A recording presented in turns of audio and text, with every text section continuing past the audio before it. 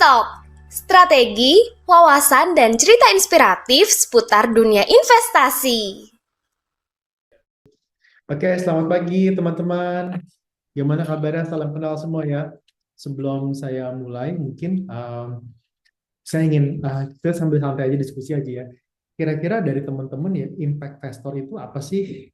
Boleh dong share di kolom chat atau open cam juga boleh.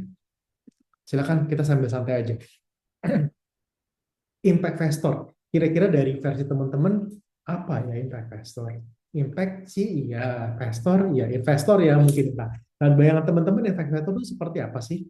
Sebelum kita maju ke depan, mungkin nanti kita akan review lagi setelah kita akhiri sesi, apakah mana yang paling mendekati. Silakan teman-teman, ya bisa bisa open cam, open mic, atau bisa juga di apa grup chat.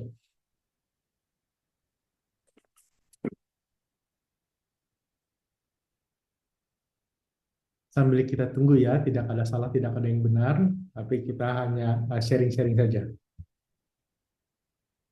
Hmm.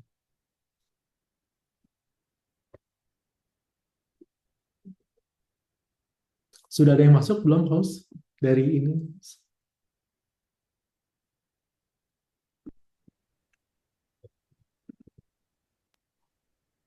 Teman-teman silakan jika ada yang sudah tahu apa itu impact investor, boleh di Vicky Junianto udah raise hand. Silakan Vicky langsung on cam dan on mic aja ya. Ya, saya di sini melihat impact investor adalah investor yang menginvestasikan dana pada proyek pertahanan yang memiliki dampak sosial lingkungan positif. Saya mengharapkan investasi yang finansial.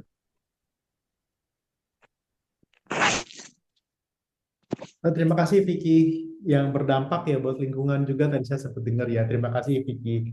Oke, ada lagi dari teman-teman yang lain? Saya persilakan. Sudah ada 2 Pak yang masuk di kolom Oke. chat. Ya.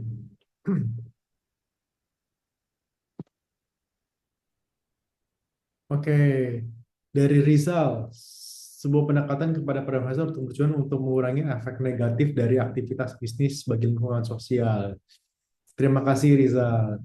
Terus yang kedua dari Rizkian, seorang kelompok atau individu yang melakukan investasi dengan tujuan tidak hanya menghasilkan keuntungan investasi, tapi juga memberikan dampak positif setelah mengharap return investasi yang finansial. Terima kasih. Ya. Oh ya, ini Vicky ya. Terima kasih juga Vicky ya. Tadi sudah ini nanti terus lagi memberikan dampak sosial lingkungan positif setelah menerima return investasi. Terima kasih. Oke, terima kasih ya. Sesuai semua teman-teman. Ya itulah impact. Tapi kenapanya? Mungkin yang ini yang kita akan bahas ya. Oke, mungkin next slide please.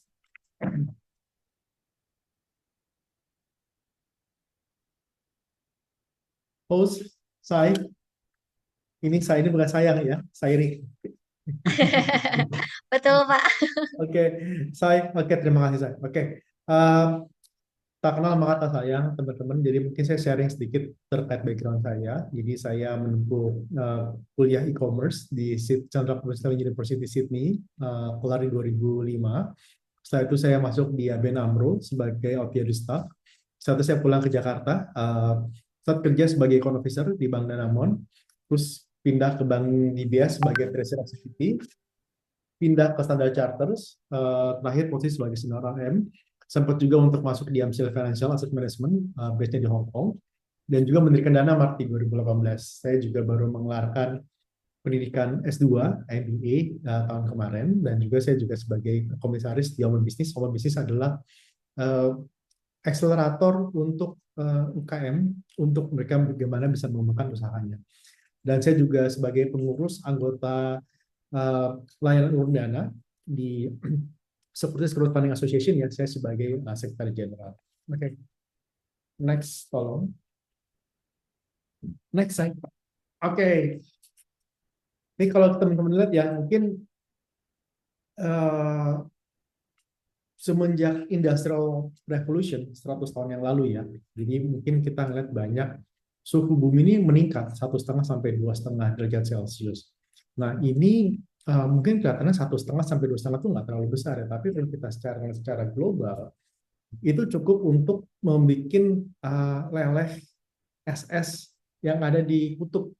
Nah, itulah dampaknya ya. Jadi mungkin teman-teman kalau di Jakarta juga kita ngeliat mungkin di akhir tahun kemarin tuh sempat berapa bulan tuh kering, panas ya. Jadi suhu bumi tuh meningkat terus. Nah, next tolong.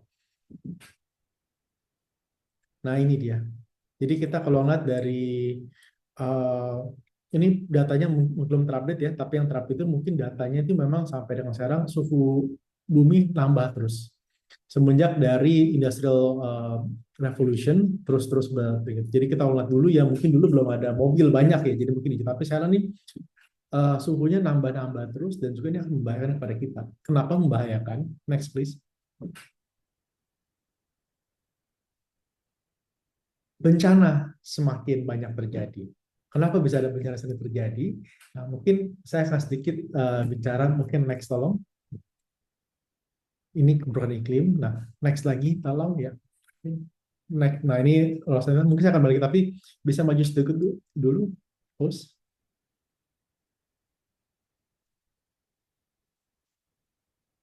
Maju lagi, host. Nanti kita mundur lagi ya, ke slide dulu. Nah, ini contoh-contoh kepanasan ya. Nah, next lagi. Nah, oke, stop di sini. Jadi teman-teman ya, kenapa sih kalau kita bisa melihat suhu panas itu bisa membawa bahaya? Oke, mungkin sekarang balik lagi kepada slide dulu. Kita melihat bahwa efek rumah kaca dengan semakin panasnya suhu bumi itu dengan adanya rumah kaca itu hawa panas itu akan menjadi terjebak di efek rumah kaca ini. Oke, dengan hawa panas yang terjebak itu akan balik lagi kepada bumi. Masuk dalam lautan, air laut itu menjadi lebih hangat. Nah, efeknya apa dengan air laut yang lebih hangat? Itu akan semakin banyak banjir, kekeringan dan lain-lain. Itu mungkin efek dari situ ya. Nah, kenapa? Karena mungkin panasnya itu balik lagi ke trap, nggak semakin panas itu akibat dari itu yang disebut dengan pemanasan global ya. Nah, itu yang membuat bahaya. Nah, jadi bencana, jadi contoh misalnya ada satu daerah pesisir, kalau misalnya dia tuh biasanya banjir setahun sekali, dengan adanya pemanasan global ini banjir semakin lebih sering. Nah, jadi kita lihat coba contohnya tadi host, saya boleh minta tolong balik lagi kepada slide yang nomor 3. Nah, ini kita akan close slide di sini ya.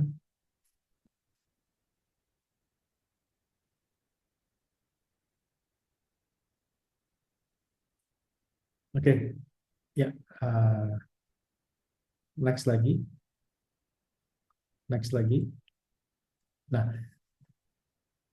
ini kita lihat ya, 2020 baru 3 hari sudah ada 17 kali bencana Indonesia didominasi oleh banjir. Nah, terlepas dari kita musim hujan juga ya, tapi memang lebih sering sekarang. Next-nya tolong, saya. Nah, ini mungkin teman-teman juga ngeliat ya, kebakaran hutan dari Los Angeles, yang rumahnya Paris Hilton kebakaran juga, banyak selebriti yang kebakaran juga. Itu 3 bulan sebelumnya itu memang kering sekali. Itu jadi sangat-sangat kering ya. Ditambah lagi juga ada perubahan iklim, itu disebut perubahan iklim sebagai salah satu sumbangsi. Ditambah lagi angin yang kencang, jadi bara-baranya itu juga karena hutan yang sekitar juga kering, itu pindahnya dalam waktu yang sangat cepat karena anginnya kencang sekali, 160 km per jam. Bara-bara tuh naik ke atas, pindah jadi menjadi 5 lokasi. Dan ini kerugian Amerika yang sangat-sangat besar ya, karena dari perubahan iklim. Next, kolom saya. Nah, ini kebakaran di Los Angeles ya. Jadi kerugian sekitar hampir 2.500 triliun ya. JP Morgan juga industri asuransi itu kira-kira menanggung 10 sampai 20 miliar dolar AS. Ini terdahsyat. Kenapa bisa segini besarnya kerugiannya ya? Karena ini rumah-rumah elit yang kebakaran, rumah-rumah di pinggir laut di Pacific Palisades. Ya, jadi rumah-rumah orang kaya ya, ini kebakaran. Bayangin aja asuransi seberapa besar. Sampai saya dengar ini mereka juga mesti stop up. Nah, ini semua terjadi karena ini perubahan iklim. Nah, next please.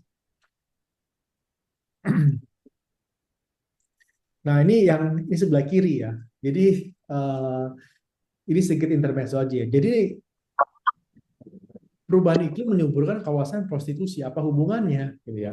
Nah, dengan semakin banyaknya perubahan iklim, jadi misalnya coba dengan semakin susahnya nelayan-nelayan itu untuk bisa dia pergi ke laut dengan ombak yang semakin besar, susah untuk mereka ke laut mendapatkan nafkah. Akhirnya ya mereka terpaksa untuk mencari nafkah di tempat lain. Nah, ini kalau kita sebelah kanan ya, jadi mungkin ada praktik kerugian non formal di kawasan Pantura. Jadi memang terus berlanjut seperti ini. Jadi nggak hanya di Indonesia, tapi untuk di Indonesia, di India dan Haiti juga terus. Jadi natural disaster ini uh, impact-nya terasa real ya, terasa real. Jadi impact-nya ke apa kita merusak lingkungan, lingkungan itu juga balik kepada kita karena kita masih butuh lingkungan. Nah, jadi kita butuh lingkungan untuk kita bisa bekerja ya. Nah, kalau kita nggak bisa bekerja ya kita nggak bisa menciptakan suasana atau lingkungan yang bertumbuh secara ekonomi. Nah, next slide. Nah, ini Jakarta, Makassar, Semarang, kota terpanas di dunia ya. Memang panas sekali sih. Mungkin teman-teman juga udah ngerasain ya yang pas di akhir tahun kemarin. Next.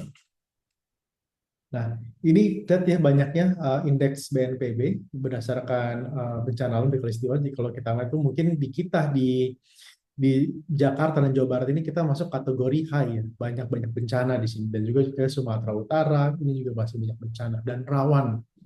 Next. Jadi nggak ada yang hijau kalau nggak merah kuning. Nah, kita mesti menjaga planet kita baik-baik. Ya. Kita mesti menjaga periklanan baik-baik. Karena kita cuma punya satu planet. Jadi memang ada banyak ya kayak Elon Musk itu ya, dia mau coba mencari kehidupan di planet lain di planet Mars, tapi masih belum ada yang seperti bumi ini yang kita bisa bernapas gampang gitu ya. Kita juga dengan oksigen yang ada di planet lain mungkin belum so far belum ada yang ketemu seperti ini. Nah, jadi kita mesti bisa membuat triple bottom line, pilar utama untuk bisa kelanjutan. Jadi bagaimana apa yang kita lakukan itu baik untuk orang, people, baik untuk planet, dan juga bisa membuat profit. Ini adalah triple bottom line. Nah, next please. Nah, oleh karena itu, bisnis kita harus bisa mengadopsi prinsip ESG. Bisa menciptakan nilai jangka panjang. Nah, kalau kita berbuat sesuatu yang bagus buat lingkungan, itu kita akan mewariskannya atau kita akan membuat untuk generasi berikut. Jadi kita nggak hanya mikirin generasi kita sekarang aja gitu. Jadi kalau misalnya contoh ya, kalau misalnya kita mengambil tenaga batu bara ya sebagai sumber energi. Kalau kita kerukin lama-lama habis kan? Oke, habis. Kalau begitu habis ya udah kita nggak mikirin lagi bagaimana generasi 50 tahun setelah kita gitu kan. Nanti ya kita bisa aja mikir itu urusan nanti, tapi kan kita nggak bisa mikir seperti itu ya. Nah, bagaimana apa yang kita Bagus nih ini. itu bisa berdampak positif kepada generasi berikutnya. Nah, maka tuh kita sekarang sudah mulai shifting bagaimana kita masuk ke energi terbarukan. Jadi apa yang kita lakukan sekarang generasi berikutnya juga masih bisa menikmatinya. Next, tolong saya. Nah, inilah praktik ESG ya. Jadi kita bagus bagi untuk environment, bagus secara sosial, bagus untuk governance. Nah, jadi memang sebagai contoh apa yang kita lakukan kalau kita misalnya lingkungan kita rusak, semua akan balik kepada kita ya. Contoh kalau misalnya kan ada yang banjir, kita jadi nggak bisa kerja, kita nggak bisa beraktivitas. Nah, kita juga yang rugi. Nah, kayak tadi kebakaran di LA juga, yang rusak juga siapa? Ya rumah-rumah penduduk juga di sana kan.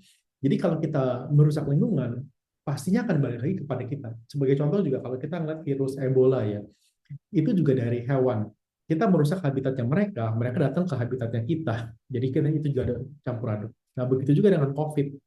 Kita juga merusak habitatnya mereka gitu ya. Jadi sampai kita mesti ada makan kelelawar itu kan ya sesuatu bukannya yang ada di yang kurang lazim lah menurut saya gitu ya.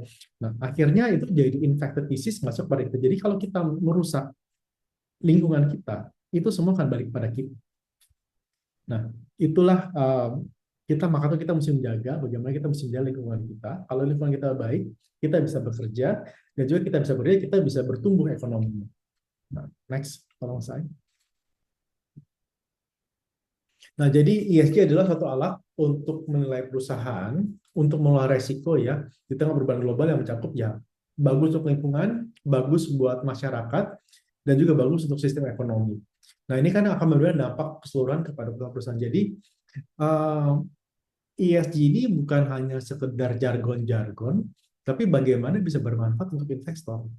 Karena kalau misalnya kita melihat investor ya, dan nanti ada di slide berikutnya, di slide belakang, bahwa perusahaan yang menjalankan ESG itu lebih comply dan juga mempunyai performa lebih bagus. Nah, kita sebagai investor, kita pengen invest kepada perusahaan yang performa bagus-bagus. Ya, karena kalau dengan performa mereka bagus, mereka membuka profit, kita sebagai investor perusahaan tersebut, kita juga menikmati profit tersebut. Nah, jadi kita penting untuk kita memilih perusahaan-perusahaan yang menjalankan prinsip ESG. Jadi bagus buat lingkungan, bagus buat masyarakat, bagus juga untuk ekonomi, gitu ya. Oke, next tolong saya.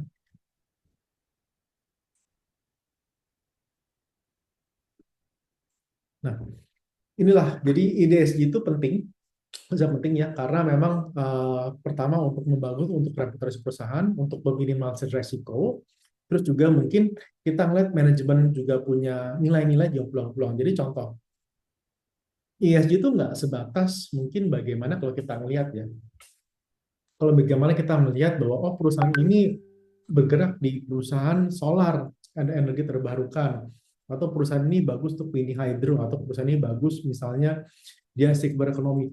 Sebenarnya kita nggak harus mikir sejauh itu ya. Bagaimana kalau misalnya kita mulai dari HRD? Bagaimana kita bisa mulai dari HRD? Kalau perusahaan kita dia itu menerapkan dalam prosesnya itu adalah equal opportunity employer.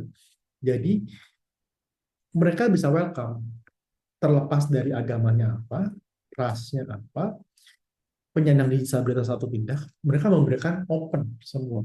Jadi bukan berdasarkan koneksi, bukan berdasarkan apa. Kita kalau ngeliat perusahaan yang bisa mengadopsi staff dari situ, ideal ya. Jadi yang lagi trending sekarang, equality, kesamaan, inclusion, I-nya, sama diversified. Jadi kita ngelihat, jadi kalau terutama kalau misalnya untuk yang di Eropa terutama ya, India itu sangat-sangat jalan, terutama London. Jadi mau penyandang disabilitas, mau gendernya apa, mau dia misalnya dia preference-nya apa gitu ya, ya tetap di hire. Ya, mungkin budaya-budaya nilai-nilai ini yang mungkin masih challenging dengan norma-norma kita di Asia. Tapi di luar negeri sana itu bukan sebagai suatu barrier. Despite dia mau rasnya apa, preference-nya apa, mereka bisa di-hire. Nah, itulah perusahaan yang menerapkan ESG ya. Jadi tidak pilih-pilih. Jadi mungkin dia punya kompetensi apa bisa dilakukan, nah itu akan di-hire. Oke, next tolong saya. Nah, ini contoh pentingnya adalah misalnya ESG di perusahaan. Karena kalau tidak ya, jadi ini kerugiannya luar biasa. Jadi contoh kalau kita lihat dari mungkin 14 tahun yang lalu ya, ini saya masih kerja di bank ini, jadi waktu ada pengeboran oil BP yang di lepas pantai itu meledak, jadi minyaknya bocor ya. Jadi insiden ini memberikan pelajaran jadi pentingnya untuk pengelolaan lingkungan yang kuat untuk mencegah kerugian super. Karena kalau misalnya begini, dendanya besar banget, 53 billion US dollars gitu kan. Karena ini juga banyak ekosistem yang mati di situ kan, jadi di dalam laut tersebut banyak yang terganggu. Nah, Facebook ini masalah governance. Jadi ada Cambridge Analytica yang mengambil data-data pengguna Facebook ini yang perusahaan kehilangan, jadi sahamnya Facebook drop sekali. Drop sekali. Jadi kalau tidak ada governance dalam kita pengelolaan data, itu juga mungkin itu kan balik lagi kepada perusahaan juga rugi. Nah, yang paling kanan, Volkswagen, VW, 2015 itu, jadi denda 27 miliar karena memanipulasi data. Jadi seakan-akan dia memanipulasi data. Dia bilang, oh perusahaan mobil saya ini emisinya rendah, tapi ternyata dia memanipulasi datanya. Nah ini tidak bergerak sesuai dengan governance. Nah jadi ini akan balik lagi. Nah yang rugi siapa? Yang rugi adalah investornya, yang pegang saham Facebook, yang pegang saham Volkswagen, itu semua rugi juga karena mungkin tidak menjalankan prinsip ESG dengan baik. Nah, next.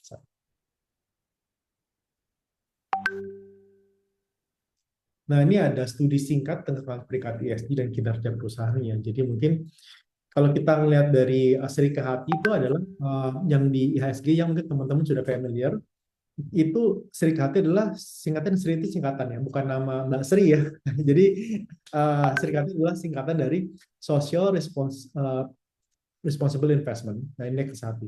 Nah, ini kita lihat pertumbuhan antara IHSG dan Sri Kahati. Sri Kahati itu bisa dibilang ESG ya, jadi tidak ada yang merusak lingkungan, tidak ada yang merusak masyarakat. Nah, itu outperform dengan kinerja IHSG. Nah, begitu juga dengan Fidelity ESG rating, ya rating A dan B itu membukukan return positif dibanding peers-nya yang negatif dibandingkan dengan S&P. Next slide.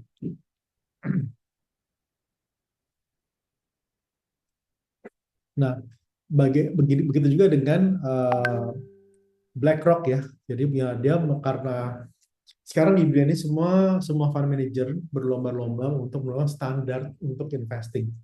Nah, jadi memang semua mengadopsi dari apa World Bank. World Bank itu melalui subsidiarinya IFC, International Finance Corporation, mereka sebagai pionir untuk impact investment sekitar 20 tahun yang lalu ya. Mereka membuat green bond itu pertama dari World Bank, dan juga mereka terus sebagai pioneer untuk konsisten. Nah, karena melihat ini semua profitnya lebih bagus dibanding yang lain, BlackRock yang punya setengahnya Amerika katanya dengan punya semua saham-saham terbesar di Amerika, dia sudah membuat standar. Oke, jadi ya fund manager juga ya carinya juga cuan ya. Jadi juga ngeliat mana yang cuan, mana yang safe. Nah, akhirnya untuk ESG standard ini menjadi sustainability itu menjadi suatu standar yang dipedomi oleh para fund manager. Next, tolong Hasan. Nah, jadi ESG adalah salah satu menurut kami adalah kuncinya. Jadi lebih dari 70% percaya bahwa dengan strong ESG, jadi tidak hanya jadi dengan pemilihan filter ESG di awal dan juga monitoring ESG itu secara jangka panjang akan memberikan keamanan dan juga memberikan keuntungan investasi yang sustain kepada investor. Next, tolong saya. Nah, ini saya akan masuk kepada Danamat ya. Danamat adalah platform seperti crowdfunding berbasis ESG. Nah, kenapa dengan tadi banyaknya bencana-bencana ya? Dengan banyak-banyak bencana itu mungkin ini adalah suatu jawaban kepada bukan suatu jawaban ya, suatu wake up call sih menurut saya kepada lembaga keuangan. Nah, dengan sebanyak bencana, contoh kebakaran di LA, mereka sih sebenarnya bisa gampang untuk bisa melempar kepada asuransi. Tapi dengan semakin seringnya bencana, perusahaan asuransi juga akan naikin premi, semakin mahal ya preminya, karena mereka juga nggak mau ninggalin accept semua resiko ya. Nah, ini ada resiko-resiko yang tidak bisa termitigasi akhirnya. Nah, lembaga keuangan mempunyai peran penting terhadap ESG ini. Bagaimana kita bisa mengambil peranan, kita bisa aktif, kita bisa contribute aktif terhadap perubahan iklim ini dengan cara termasuk seperti Danamat ya, kita bisa mengambil sikap. Oke, kami hanya memfasilitasi proyek-proyek usaha-usaha bisnis-bisnis yang bagus untuk lingkungan dan juga bagus untuk sosial. Misi pertamanya adalah itu ya. Jadi kita bisa ngambil sikap, oh saya bisnis-bisnis yang merusak lingkungan contohnya apa ya? Ya bisnis seperti penggunaan bahan bakar fosil.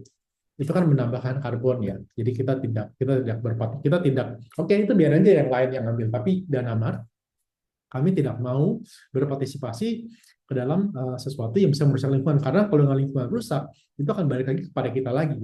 Jadi contoh ya akan balik kepada negara juga akan merugikan. Kalau misalnya kita sering banjir, kita nggak bisa kerja, jangan nanti kita juga pendapatan kita juga berkurang gitu kan. Jadi bakal balik kepada kita lagi. Jadi baiknya kita juga tidak memfasilitasi uh, penggalangan dana seperti itu. Next slide. Nah, Seperti crowdfunding apa sih sebenarnya? Kita adalah suatu platform yang menghubungkan antara bisnis UMKM dengan investor. Investor itu bisa investor retail, bisa juga institusi. Jadi di sini adalah kita sebagai jembatan yang menghubungkan orang yang mencari modal dan juga orang yang memberikan modal. Next slide. Nah, ESG di Dana Marti saya seperti apa? Jadi kita menerapkan Equator Principle ya. Jadi kita menghindari sektor-sektor. Orang kalau mau meraih dana, kita menghindari sektor pertambangan, pengeboran, gas, rokok, alkohol, oil. Ini kalau kita ngeliat sigaret, alkohol, itu mungkin lebih mirip kepada prinsip syariah ya. Karena memang iya. Karena di sini kalau kita nggak di sini, kita tidak melakukan sesuatu yang bisa merugikan kepada masyarakat. Nah, jadi kita melakukan apa yang bisa masyarakat. Jadi kita juga wajib sesuai dengan prinsip Equator Principle. Ya ini Equator Principle yang bikin adalah World Bank ya melalui IRC. Jadi dan juga dengan beberapa investment banking. Jadi sudah di-assess impact apa aja nih, impact positif apa impact negatif terhadap satu bisnis. Next. Nah, kita secara stage ini adalah company life cycle ya. Jadi kalau kita ngeliat dari yang sebelah kiri ini ada yang early stage, company itu baru launch, ada yang lagi growth stage, mature, dan juga decline. Nah ini company life cycle. Jadi kalau company baru lahir, dia akan masuk ke early stage. Setelah itu dia akan naik, bertumbuh, ibaratnya remaja, udah dewasa, dan juga sudah tua menurunnya. Nah company itu sama seperti orang. Ya sama seperti orang, kadang-kadang kita yang muda ini kita mau cepat tua ya. Nah yang tua itu mau cepat masih mau muda terus gitu. Nah ya mirip-mirip lah. Jadi kadang-kadang yang muda itu dia berasa udah kayak udah tua, dia minjem uang terlalu agresif. Nah kadang-kadang yang udah tua juga kalau misalkan dia udah tua ini dia juga kadang-kadang terlalu hati-hati. Jadi dia menggunakan uangnya jadi nggak ada ekspansi lagi. Nah kita masuk kepada growth stage. Kita masuk pada jadi kalau kita entry pada company yang sudah tidak baru lahir tapi kita yang sedang bertumbuh, ibaratnya kita masuk pada company yang lagi remaja Cara lu nggak diakuin yang jam. bertumbuh. Tapi gue juga tau Tara Next, gitu. Saili, boleh minta tolong di-mute? Dulu ya, jadi sekarang ini semua orang bisa jadi angel investor karena dulu untuk bisa masuk ke dalam company-company yang growth stage itu hanya orang-orang yang super kaya yang bisa. Nah, sekarang dengan POJK SCF ini, semua orang bisa jadi angel investor. Dulu mau jadi angel investor itu orang mesti punya uang $1 juta. Nah, sekarang dengan 100.000, kita sudah bisa menjadi angel investor. Jadi benar-benar dibuka. Jadi memang ini menurut saya dengan adanya teknologi ya, kita bisa menjangkau semua lapisan masyarakat. Jadi bukan yang kaya makin kaya, dan bagaimana yang dari yang prasejahtera atau yang belum kaya, kita bisa menjadi kaya dengan kita bisa menjadi angel investor. Karena kita di sini menikmati privilege yang sama. Jadi mau orang dia punya uang 1 miliar, punya uang 100.000, kan kita bisa profit barang yang sama. Sama-sama misal dapat untung 16%. Dulu waktu saya di bank, dengan mendapatkan spesial seperti ini, harus punya uang 500 juta juga dapat special rate. Tapi kalau yang di bawah 100 juta, itu ya service dan juga produk-produknya terbatas. Nah sekarang dengan teknologi, semua juga bisa jadi sama rata. Jadi ini ada equality di sini ya. Jadi ini yang dimaksud dengan angel investor juga bisa masuk di early stage, pendanaan singkat, potensi utang tinggi, pasarnya terjamin karena kita di bawah OJK dan juga TC ya. Dan kita bisa masuk potensi yang keuntungan tuh bisa di atas 3 kali deposito. Nah, teman-teman dengan menjadi angel investor melalui SCF ini, selain dapat mendapat keuntungan finansial, tapi juga memberikan dampak positif kepada lingkungan atau memberikan dampak positif pada sosial. Yang paling gampang dampak positifnya itu mungkin bukan harus dia kerja misalnya dia kerja atau kita invest di perusahaan yang bagi makan siang gratis gitu ya. Ya mungkin nggak harus begitu. Jika suatu perusahaan menciptakan lapangan pekerjaan, itu pun juga mempunyai dampak sosial. Jadi misalnya di suatu daerah di daerah Sumatera gitu ya, yang daerah itu dia menciptakan lapangan pekerjaan, itu juga suatu impact yang bagus ya. Itu ada economic impact. Jadi dia dengan investasi, mungkin investasi dari teman-teman ya, teman-teman investasi kepada suatu perusahaan di daerah Riau. Nah, karena hasil investasi itu perusahaan ini bisa meng-hire orang. Dengan meng-hire orang itu dia bisa memberikan gaji. Nah, otomatis di daerah karyawan tersebut dia tinggal, dia juga akan gaji dia dipakai akan untuk jajan, beli gorengan, jajan kopi segala macam. Otomatis turunan impact ekonomi di daerah Riau itu juga ini akan bertumbuh. Nah, inilah yang disebut dengan kita menjadi impact investor. Jadi selain kita dapat keuntungan tinggal di deposito, tapi kita juga turut berpartisipasi investasi kita ini mempunyai dampak positif terhadap daerah sekitar sendiri. Jadi ada economic impact yang kita lakukan juga, kita berpartisipasi. Oke, next slide. Nah, di Anamar kita punya 2 produk, jadi kita ada penyertaan saham dan utang, bisa dijual obligasi atau saham. Jadi tadi saya sebut suatu perusahaan di Riau ya. Jadi kalau dia menggalang modal, dia bisa mendapatkan modal dengan cara dia jual sahamnya dapat modal, atau dia menerbitkan surat utang untuk mendapatkan modal. Sifatnya pinjaman. Next slide. Oke, ini adalah sedikit terkait ekosistem yang di SCF, mungkin bisa di next saja. Nah, inilah mungkin di sini kita penyelenggara urun dana ini Danamart ya. Jadi kita di tengah sebagai jembatan yang menghubungkan antara penerbit itu adalah usaha UMKM dengan pemodal. Nah, di mana prosesnya ini semua dilakukan dimonitor oleh bank kustodian dan juga KSE. Jadi semua dilakukan secara transparan. Sama seperti lakukan teman-teman investasi di pasar modal, seperti beli saham atau beli ori, beli reksadana, semua tercatat di KSE dengan punya single SID. Next slide. Nih secara resiko, jadi kita lihat bahwa resiko kita ada di bawah saham dan dia juga reksadana, jadi potensi resiko jadi berbanding lurus ya antara risk dan juga yield. Next slide. Nah, dengan adanya SCF ini seperti crowdfunding ini, kita bisa menjadi fund manager untuk diri kita sendiri ya, dengan cara kita bisa membagi portofolio kita ke berbagai project.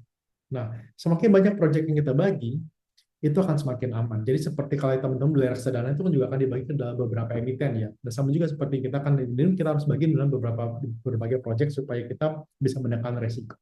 Sharing risk tanpa mengurangi keuntungannya. Oke, ini adalah diversifikasi proyek. Semakin banyak diversifikasi, contoh ini dari 5, risknya 20, tapi kalau kita lihat 25 proyek kita sebar, risknya berkurang menjadi 5. Jadi semakin banyak proyek, teman-teman misalnya ada uang 2 juta rupiah, invest per proyek 100 ribu. Nah, risknya hanya 5%. Potensi keuntungan teman-teman bisa menjadi 16% dari sini. Nah, inilah the power of diversification. Jadi kita bisa sharing risk tanpa kita harus menurunkan return. Nah, returnnya yang biru ya. Return tetap 16, nah kita bagi-bagi proyek ini tetap semakin banyak proyeknya semakin turun. Nah, virtually, kalau teman-teman bisa bagi ke 50 proyek, itu akan semakin besar risknya dan juga teman-teman bisa dapat imbal hasil konsisten 16% per tahun. Next slide. Dan inilah sedikit contoh-contoh proyek-proyek yang ada di Danamart ya. Mungkin bisa next. Nanti teman-teman bisa cek di Danamart juga, di www.danamart.id. Kita juga sudah ada apps-nya untuk bisa browsing untuk belajar lebih lanjut. Next, tolong saya. Nah, teman-teman siap jadi investor? Oke, mulai dari 100.000 rupiah, bisa dapat potensi cuan 16% per tahun, dan juga memberikan dampak positif. Teman-teman bisa cek dan juga bisa download di App Store atau di Google Play ya, di Android. Next. Oke, kita masuk ke sesi Q&A. Jika teman-teman ada pertanyaan, saya dengan happy untuk bisa menjawab. Saya kembalikan kepada Aura. Terima kasih, Aura. Ya.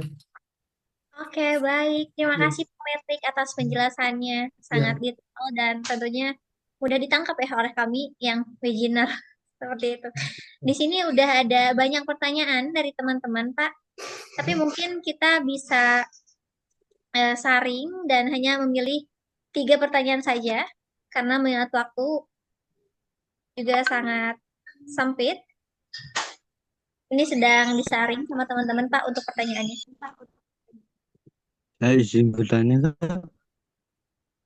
Oke, baik. Silakan buat teman-teman, kalau misalnya ingin bertanya dan berdiskusi langsung dengan Pak Patrick, silakan untuk raise hand. Oke. Oke. Saya izin bertanya, Baik, apa silakan saja dari peran dan dampak Gimana? Sorry, bisa lebih ya. dampak Gimana? ISG bagi investor dalam meningkatkan profit. Maaf, maaf Mas, Apa, sa- suaranya putus-putus. apa saja? Gimana? Sebentar, admin mohon Apa maaf. saja? Admin, Mohon tetap kondusif Di ya, Pak. kolom chat aja, Kak. Kolom chat. Di kolom chat. Ya, baik, silakan kalau Tolong misalnya dibacakan saja. ringan bisa diketik aja ya pertanyaannya. Dan teman-teman Ya. yang ingin bertanya, mohon kondusif ya. Nanti giliran untuk bertanyanya. Giliran.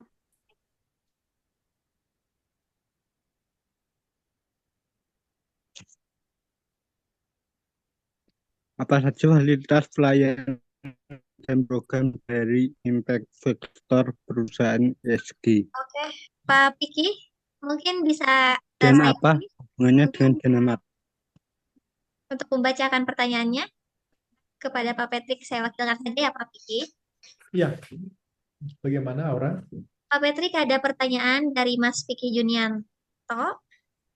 Apa saja fasilitas pelayanan dan program dari impact investor perusahaan ESG dan apa hubungannya dengan Dana Mart bagi investor? Mungkin bisa dikasih penjelasan lagi ya Pak Patrick untuk pertanyaan. Silakan Pak. Oke, ya terima kasih Aura. Oke, Vicky. Ya. Terima kasih pertanyaannya ya. Jadi Dana punya fungsi bagaimana kita bisa menyaring perusahaan-perusahaan itu yang menjalankan fungsi ESG. Jadi kita akan assess ya. Jadi bagaimana perusahaan melakukan operasional, apakah contoh telat bayar pajak enggak? Contohnya itu paling gampang ya. Bagaimana dia memperlakukan karyawan yang berapa banyak cuti dan lain-lainnya, dan juga kita assess impact. Impact itu apakah kalau misalnya pabrik mungkin kita lihat ada save energy berapa banyak. Kalau misalnya ada sosial, dampak positifnya sosial kegiatan CSR seberapa besar yang dilakukan.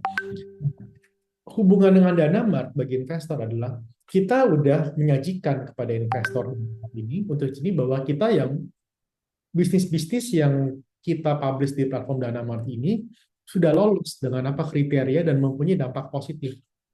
Jadi investor yang mendanai lewat Dana Mart itu jadi dia tidak hanya mendapat keuntungan finansial tapi juga sudah menikmati keuntungan secara environmental dan juga sosial. Jadi ada integrated value, jadi nilai gabungan lah, nilai-nilai tambahan, nggak cuma dapat cuan doang, tapi bagus juga buat lingkungan, bagus juga buat sosial. Nah, itu nanti akan dikemas report kami di dalam fact sheet namanya. Jadi nanti dalam fact sheet kami itu ada bilang impact-impactnya apa aja gitu. Nanti bagi Vicky, kalau misalnya bisa coba cek juga dengan download apps Dana Mart. Nanti download apps Dana Mart. Setelah itu nanti bisa cek fact sheet, juga fact sheetnya. Nanti bisa dilihat saya invest di perusahaan ABC ini, dampaknya apa sih? Nah, nanti misalnya dia mengurangi emisi 220 ton per tahun, atau dia menciptakan lapangan pekerjaan, atau dia kesetaraan gender antara pria dan wanita. Nah, juga bisa di-download nanti. Semoga menjawab, Vicky. Ya, adakah faktor internal dan eksternalnya dari kinerja impact factor Gimana? dari Sorry. perusahaan? Baik, Mas Piki Junianto tadi untuk pertanyaannya telah dijawab oleh Pak Patrick. Terima kasih banyak Pak untuk jawabannya. Sekarang ada kita Ya, lanjut ke pertanyaan. sama-sama. Silakan Kak Gabriela. Baik, terima kasih atas kesempatannya, Kak.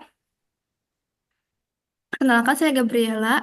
Izin bertanya, Kak. Untuk Pak Patrick, apa saja faktor yang perlu dipertimbangkan investor sebelum memilih efek bersifat ekuitas, yaitu yang disingkat dengan EBE, dibandingkan dengan efek bersifat utang, yaitu dengan singkat EBU, khususnya dalam konteks ESG Securities Crowdfunding. Sekian penjelasan dari saya, terima kasih. Gabriela, terima kasih. Salam kenal ya. Oke, bagus sekali pertanyaannya. Kalau misalnya kita memiliki dengan efek bersifat ekuitas ya, jadi kita memiliki porsi kepemilikan di dalam perusahaan tersebut. Kalau misalnya kita sebagai investor untuk EBU, efek bersifat utang, kita hanya meminjamkan uang kita kepada perusahaan tersebut dan akan dikembalikan. Nah, jadi khususnya dalam konteks ESG, jika kita ingin untuk membeli saham perusahaan tersebut kepemilikan, analisa ESG-nya mesti lebih panjang karena itu jangka panjang sahamnya. Mungkin kita juga mungkin investasi bisa lebih dari 3 tahun karena kita mesti memberikan kesan itu untuk bisa bertumbuh sehingga kita bisa menikmati uh, uh, pertumbuhan harga saham. Nah, tapi kalau kita misalnya dengan investor sebagai efek bersifat utang, yang kita perlu lihat tidak perlu harus sedetail dari kepemilikan saham karena itu akan mature. Jadi jangka waktunya itu 3 sampai 6 bulan. Itu kita lebih pendek-pendek. Nah, kita lihat apakah dia secara konteksnya ini benar-benar sesuai apa yang kita bikin fact sheet dan juga kita bisa lihat pada perusahaannya memang menjalankan fungsi-fungsi ESG-nya. Kira-kira seperti itu. Jadi mungkin ada time frame yang berbeda ya antara long term dan juga short term. Semoga menjawab Gabriela. Jawab, Pak. Terima kasih, Pak. Ya, cek Oke, benar pada Aura ya. terima kasih Pak atas jawabannya. Mungkin kepada teman-teman yang lain, silakan raise hand jika ingin berbincang langsung dengan Pak Patrick. Oke, saya teruskan saja ya Pak ke pertanyaannya teman-teman yang masuk ke dalam chat kami. Ada dari Rizkian Akmal. Pertanyaannya, bagaimana perusahaan kecil dan menengah UKM dapat mengadopsi prinsip ESG tanpa biaya besar? Mungkin bisa bantu diluruskan ya Pak? Oke, terima kasih Aura. Untuk UMKM kita udah bisa start dari biaya besar ya. Mungkin kita bisa mengadopsi prinsip-prinsip ESG. Nah, otomatis nanti UMKM ini begitu dia akan melakukan fundraising atau misalnya sudah akan bertumbuh gitu ya. Nah, matriks-matriks dari self-assessment yang kita report sesuai dengan prinsipal UN SDGs itu juga akan diperhitungkan oleh investor. Nah, jadi dari misalnya berdiri di tahun 2025, kita melakukan pencatatan dari 2025 sampai 2027 dari awal-awal dampak-dampak positif apa aja yang kita lakukan, CSR kita, bagaimana kita melakukan karyawan, bagaimana kita memperlakukan cuti karyawan, dan kita bagaimana memperlakukan pembayaran pajak dan lain-lain, itu kita record semuanya. Dari suatu saat begitu kita nanti akan di due diligence, dianalisa, itu kita sudah bisa memperoleh data tersebut dan juga akan meningkatkan valuasi dan juga atraktif dari investor untuk berinvestasi karena mempunyai data yang lengkap. Soalnya memang ini masih hal yang baru ya, jadi mungkin kalau kita lihat UMKM sekarang ini mereka masih belum siap. Jadi memang kita masih guidance ke perusahaan-perusahaan yang UMKM ini bagaimana untuk membuat self assessment laporan untuk ESG. Semoga menjawab Aura. Ya. Baik, terima kasih Pak atas jawabannya. Bisa kita mulai ke pertanyaan yang lain, Pak? Silakan. Oke. Ini pertanyaan dari Aditya. Melihat saat ini ekonomi global sedang tidak stabil, bagaimana kita sebagai investor bisa yakin bahwa securities crowdfunding berbasis ESG bisa menjadi opsi investasi yang aman dan menguntungkan? Seperti itu, Pak. Boleh Oke. tolong dijawab. Hai Aditya, thank you ya. Terima kasih pertanyaannya. Ini super sekali investor di pasar modal ini. Oke, tahun lalu memang ini challenging banget ya. Challenging banget, jadi mungkin tahun politik, deflasi, geopolitik, segala macam. Nah, tahun ini saya lihat likuiditas sudah mulai balik ya. Karena entusiasme dari kemenangan Trump kemarin baru untuk pasar modal dan juga penurunan suku bunga BI kemarin juga mungkin itu akan menjadi gairah positif. Nah, tapi bagusnya SCF ini kita adalah sektorial. Kita bukan yang jadi market mau turun mau naik, kita dibilang tidak ada dampaknya secara langsung. Karena kalau kita EBU itu adalah kita memberikan pinjaman. Despite market mau turun mau naik, dia tetap mesti bayar pinjamannya kan, mesti bayar kewajiban dia bayar bunga gitu kan, which is penerimaan kita sebagai kupon. Jadi imbal hasil kita tidak terpengaruh market mau naik, market mau turun, kita tetap aja dapat imbal hasil yang konsisten. Nah, begitu juga kalau kita misalnya kita invest di saham yang di sektorial tanpa kita disambil pernah masuk ke bursa. Nah, karena kita tidak dibanting-banting sama bandar saham dan lain-lain, jadi kita harganya akan tetap stabil. Jadi sebagai investor di SCF ya, terutama itu terlepas dari fluktuasi pasar. Jadi kita mau gonjang-ganjing kemanapun kita bisa dapetin hasil yang konsisten. Jadi sebagai contoh kita di tahun lalu meskipun pasar gonjang ganjing ya investor dan lama tetap aja dapat 6%. Kira-kira seperti itu. Terima kasih, Aura. Baik, terima kasih Pak atas atas jawabannya dari pertanyaan teman kita. Ini ada dua pertanyaan lagi Pak. Kita bisa mulai dari Brian.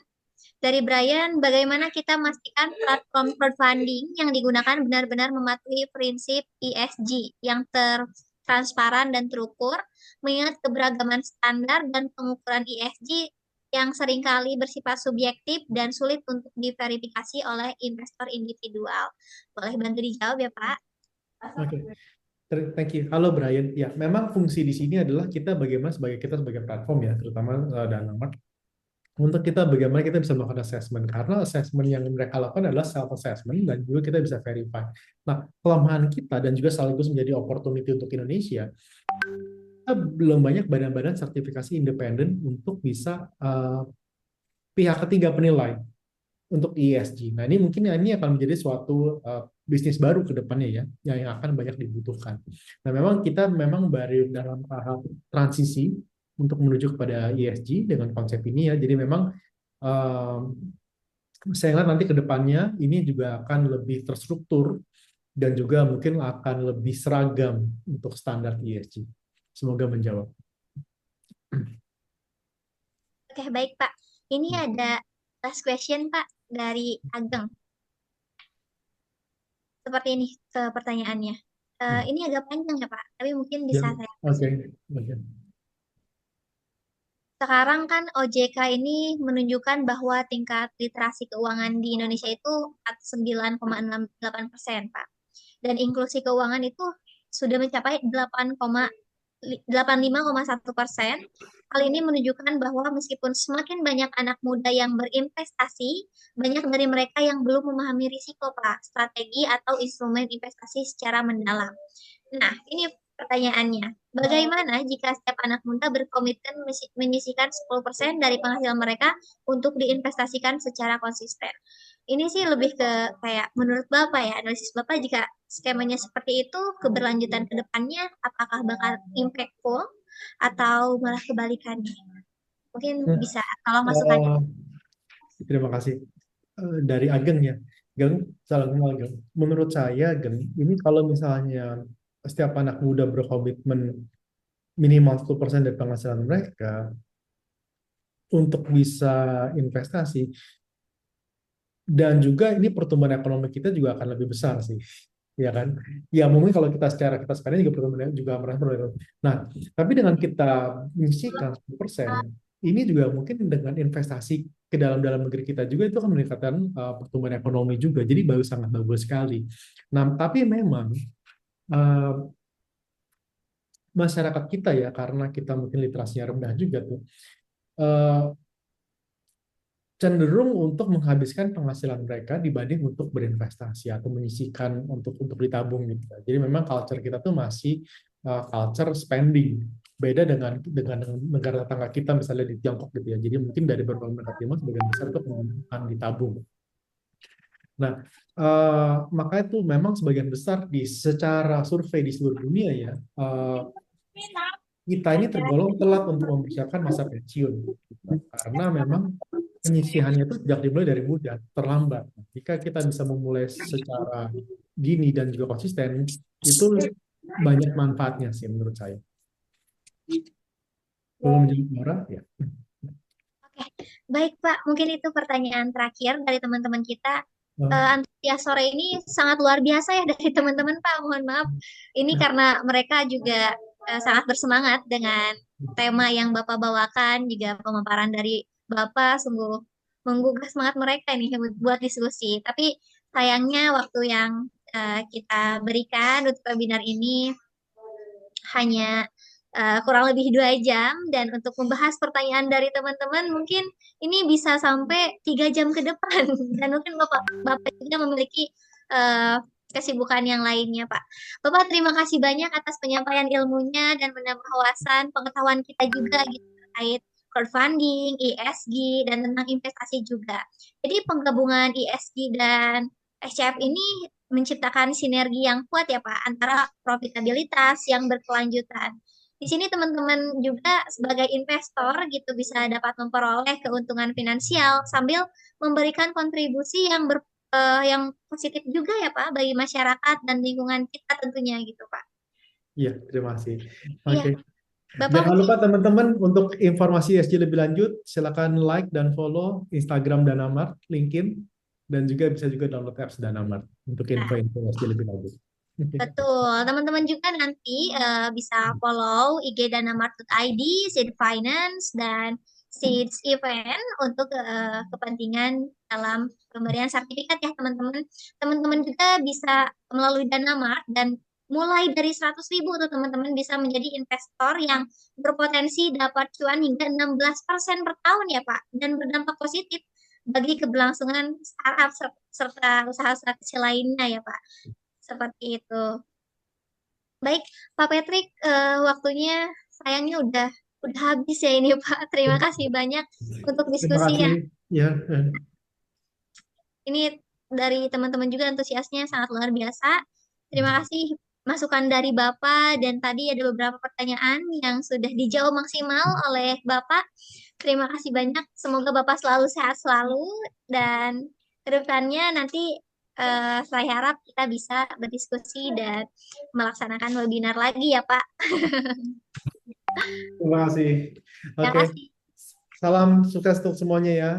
Baik Pak. Bapak mohon izin sebelumnya kita ada sesi foto bersama dulu mungkin dari teman-teman jika yang available buat on cam silakan on cam ya teman-teman. Kalau misalnya nggak kondusif nggak apa-apa, nggak on cam juga.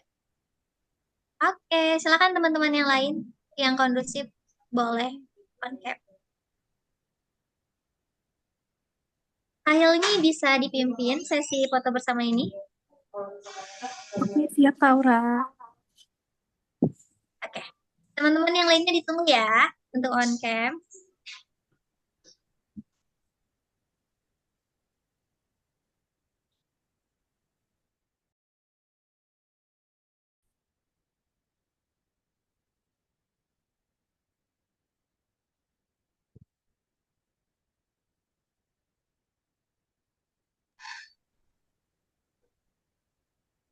Oke, mungkin bisa dimulai aja ya Kak Hilmi.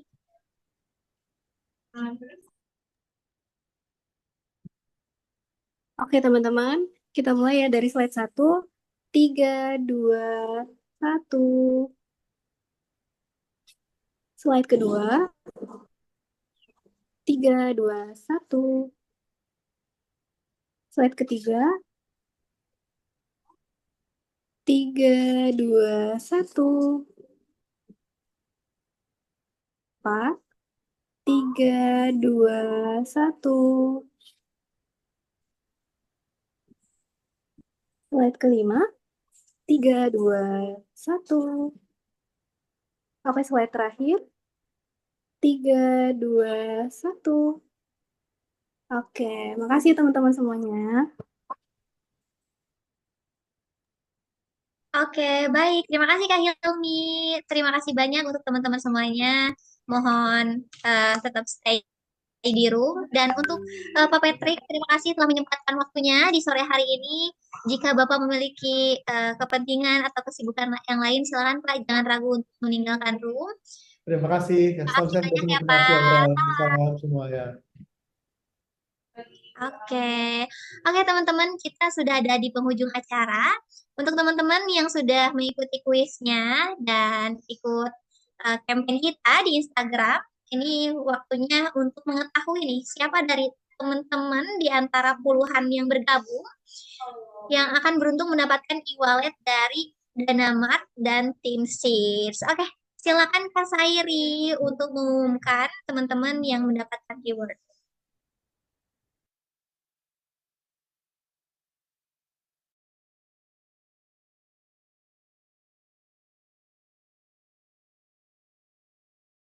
Oke, terima kasih Kak Aura.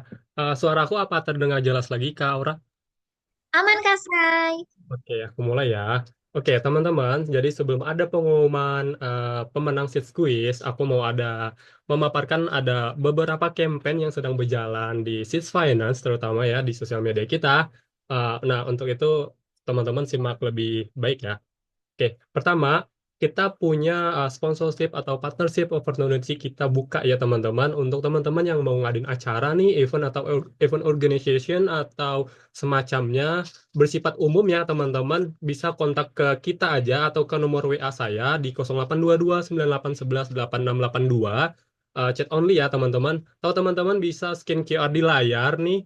Ini ada daftar pendaftaran Google Form untuk teman-teman mengisi pengajuan acaranya. Tentunya harus ada eh, eh, acara lengkap secara detail untuk kita bisa juga memberikan sponsor atau partnership untuk organisasi atau teman-teman yang ada acaranya. Jadi jangan sungkan untuk bisa bekerja sama dengan Seeds Finance juga teman-teman ya. Ini kita open banget nih buat teman-teman juga. Lalu kita juga ada perlombaan nih di Seeds Finance dengan Dana Mart dengan temanya ESG Sekuritas Crowdfunding yang total hadiahnya ini 700.000 di saldo investasi teman-teman. Jadi, wih lumayan banget nih buat ikutan.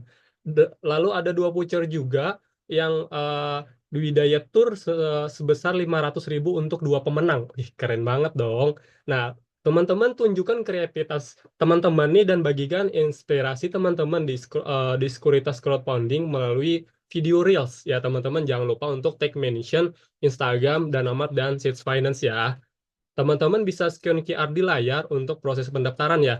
Nah, syarat ketentuannya gimana Kak? Nah, syarat ketentuannya itu gampang banget. Temanya Danamat ISG untuk sekuritas crowdfunding. Durasi maksimal videonya di 60 detik. Jangan lama-lama ya teman-teman. Ntar kalau videonya kelamaan boring orang lihatnya. Jadi jangan lama-lama, itu maksimal di 60 detik aja atau 1 menit. Dengan tentunya sekreatif mungkin, sebagus mungkin videonya. Nah, lalu gayanya bebas nih untuk storytelling, edukatif, atau hiburan bebas ya teman-teman. Lalu judulnya buat soft selling yang menarik perhatian ya. Tentunya yang nggak boring lah gitu. Lalu jangan lupa untuk masukkan hashtag, gunakan Investor, Danamat, dan Edo Crowdfunding. Lalu upload video teman-teman ke Instagram atau YouTube atau TikTok dengan jangan di private ya. Gini singkong lah, masa gini tali kalau saya yang kecil Oh, mau maaf suaranya ada yang bocor ya. tarik kok ayo. Aneh kan ditarik itu. Oke, maaf ya teman-teman, ada suara bocor. Jadi, oke, jangan lupa untuk di-upload ke sosial media teman-teman. Danamat dan Sis Finance kita punya Instagram, punya YouTube, punya TikTok. Jadi teman-teman bisa langsung mention di salah satu platform itu atau di-upload ke semua platform juga boleh banget, keren banget malah. Nah, jangan lupa untuk mention ya Danamat dan Sis Official Sis Finance dan tag dua teman khusus di Instagram ya. Lalu jangan lupa tambahkan caption yang menarik tentunya. Masa upload video nggak punya caption?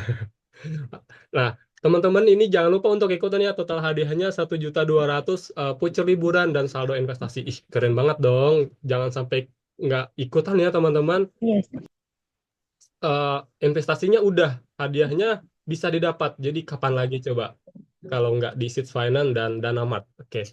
Oke, lanjut. Nah, ini deadline pengumuman videonya di tanggal 28 Februari hari Jumat di tahun Baik 2025. kau.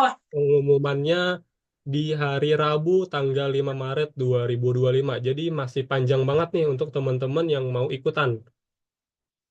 Atau bisa langsung dari sekarang aja nih, aku punya ide, oh kayak gini kayaknya. Boleh langsung bikin take video, editing, upload langsung. Keren banget itu malah. New restart di awal, keren itu. Nah, jadi teman-teman jangan lupa untuk ikutan ya dengan scan QR di layar nih. Bentar aku back dulu. Ah, hampir aja aku tadi. Nah, scan QR di layar ini, teman-teman jangan lupa ya untuk ikutan. Soto cak hari ini. Podo mbek nang Surabaya ya. Oke, sebentar lagi mungkin aku akan ngumumin pemenang kali ya. Tapi untuk itu aku boleh kan nanya ke Aura, apakah datanya sudah selesai Kak? Untuk aku umumin para pemenang nih yang udah nggak sabar nungguin. Boleh silakan di-refresh ya, Kak Say. Oke, sebentar ya teman-teman. Aku refresh dulu terlebih dahulu. Sebentar.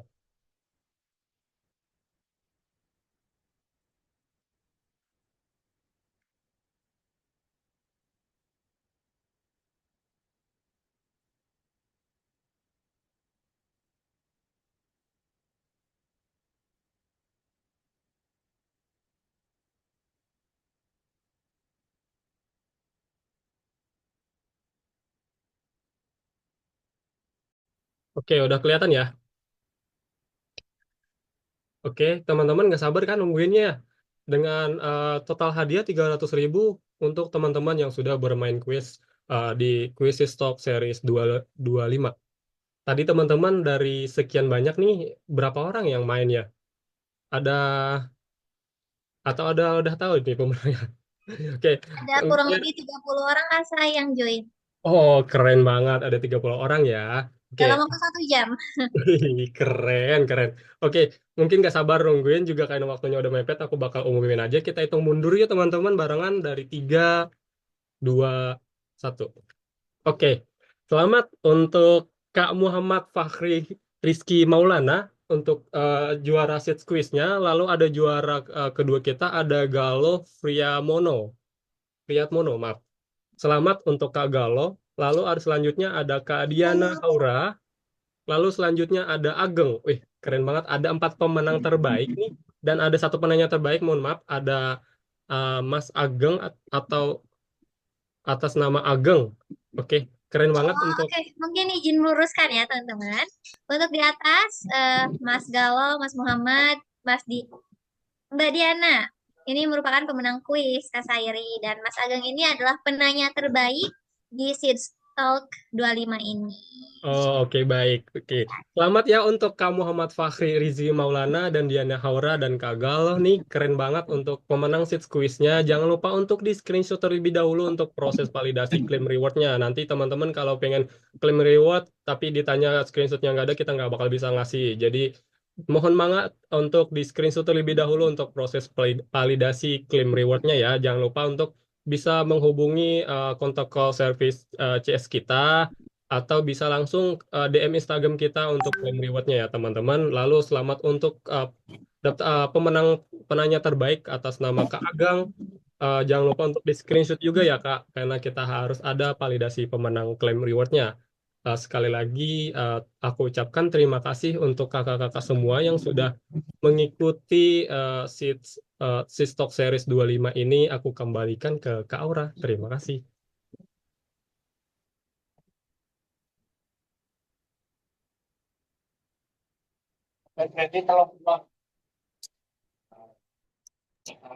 Oke, thank you Kak Sairi dan teman-teman yang udah ikut campaign untuk SG tercepat dan terunik nantinya akan diumumkan melalui akun Instagram Seed Finance ya. Stay tune terus dan pantauin terus akun dari Seed Finance.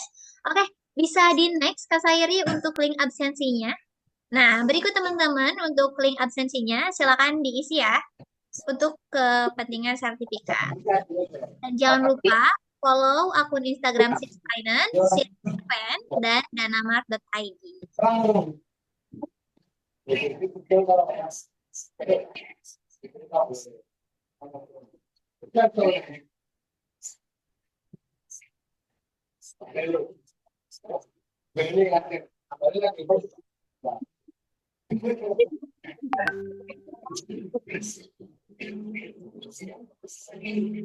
Anjir, kaget gua cok. Gak jadi cek, gua butuh satu sertifikat seminar aja. Kak Sairi mohon bantu ya di mute. Oke. Setelah ini ada lagi Kak Sairi? Iya, halo Kak. Halo, setelah ini ada lagi atau sudah? Sudah. Oke. Jadi nanti buat teman-teman yang ikut campaign SG Instagram akan diumumkan via akun Seed Finance ya, Kak Sairi. Iya, betul banget.